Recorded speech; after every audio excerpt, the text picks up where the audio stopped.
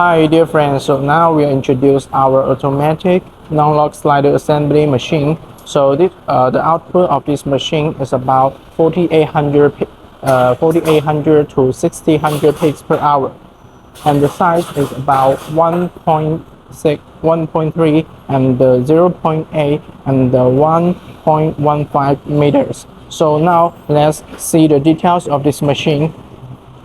So as you can see, this machine have two vibrating discs, and this one is for slider body, and another one is used for puller. Okay, when the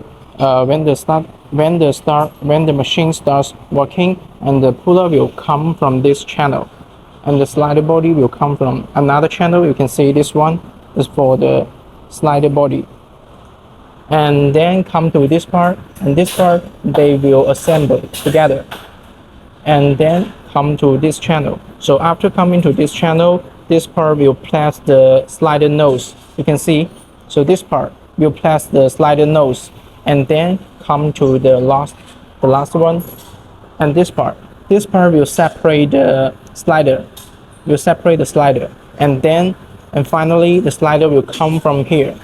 You can see this is the result. The result is very good. Okay,